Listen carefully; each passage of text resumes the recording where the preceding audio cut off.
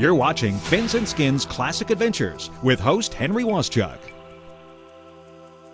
Humber Valley Resort is located in the Appalachian Mountain Range on the northern bank of the Humber River and Deer Lake in western Newfoundland, Canada's most easterly province. Only 20 minutes from the airport, Humber Valley Resort provides luxurious accommodation and facilities year-round within the peace and seclusion of a Canadian forest retreat. The Humber River bordering the resort is one of Canada's best salmon rivers. The river is a deep and deceptively fast body of water that winds through one of the oldest mountain ranges in the world. It is here that one can catch the incredible Atlantic salmon. Henry and Jeremy compete in a fun fishing and golf match. Full handicaps are used in golf. Brook trout are 1 point. Small salmon, called grilse, are 3 points. Salmon over 8 pounds are 6 points. Points are converted to strokes, which are subtracted from the gross golf score. Nice jumps, Jeremy. Yeah. That's good. Is he just holding behind the boat there? Yeah, he's kind of just holding. Okay, see if you can bring him down this way a bit. The current's now, this current's about, what, about 5 miles an hour, I guess? Yeah. All right. He's pretty strong. Yeah. That looks like a grill's about 6-7 pounds. All right, bring her up here, see if we can, now we can do, I want you to go above me, Jeremy. I'm gonna come down so that I can maybe try to cradle this fish. I guess it's a good introduction to salmon. Yeah. I'm used to trout. I'm used to those Bow River trout, so this is a one step up. Yeah. Just because we're, this river system, the Humber, it's catch and release.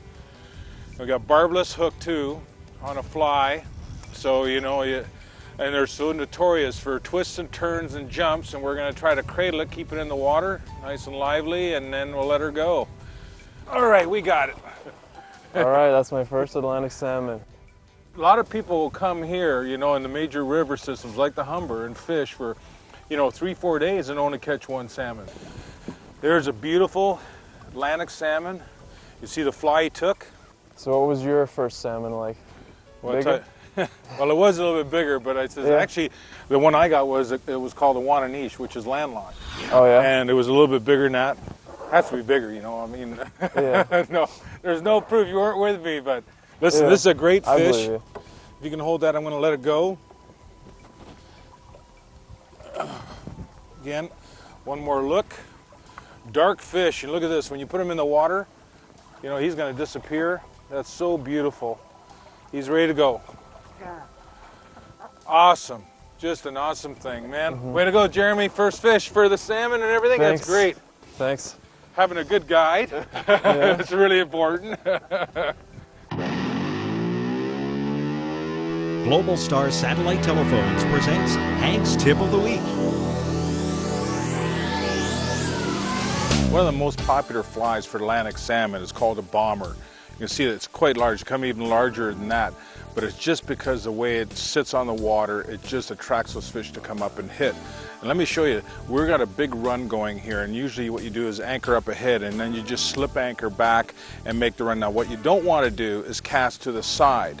What you want to do is cast on a 45-degree angle, because if you cast to the side, your fly line is going to do you're going to have to do a big mend, and actually it draws the fly too fast. So what I do is basically all I want to do is take my fly and just take one false cast, and you can throw it out there and let it hit and just see if you need to mend it, and that's it.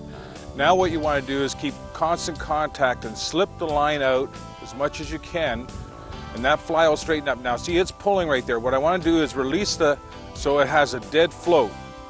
If I do this again and then make contact, that fly is a dead float fly. And then what happens is you can actually see that I can make it with my rod tip, actually turn and make a curve and actually make a V. The fish will strike on both instances, sometime when it's a dead float fly and sometimes when it's actually making a turn. Now, another tip, basically, when that fly is behind the boat, now you got to bring it all the way back. What I tell people, lift your rod tip up like this and let it slip and then pick up your line. A lot of times on that, the fish will strike. So again, pick it up, let it relax, pick up that slack line all the way back to the boat. So that way you have a complete cast and you never know when that Atlantic's going to hit, but when it does, make sure you just set the hook this way, not with your rod tip, and you'll have a great fight on. All right. I tell you, I see what you mean, Jeremy. I says the current, you can't really do anything. You know, I'm just holding this fish.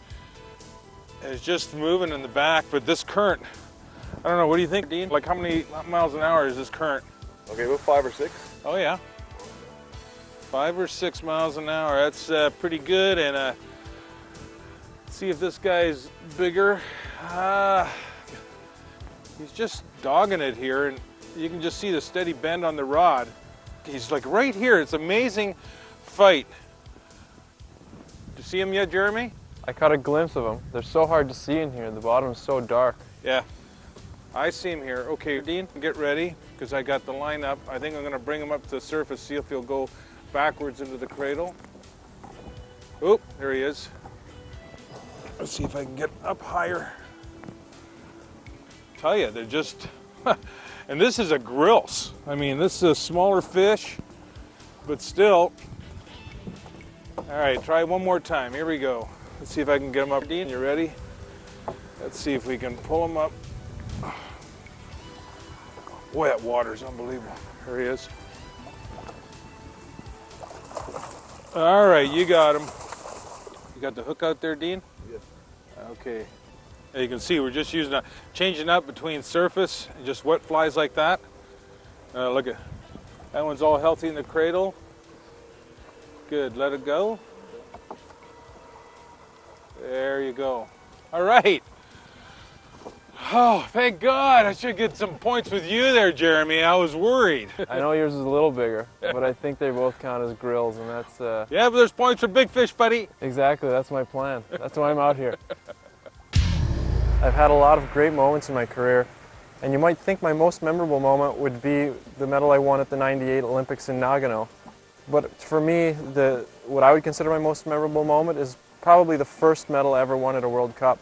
Mostly because it was the first time I really knew I was capable of it, and the day before I had a bit of a problem in my race, and I knew the next day if I put everything together I could get a medal, and I did it, and it was, for me at the time, it was a great achievement, and I always look back on that day as one of the biggest moments in my skating career.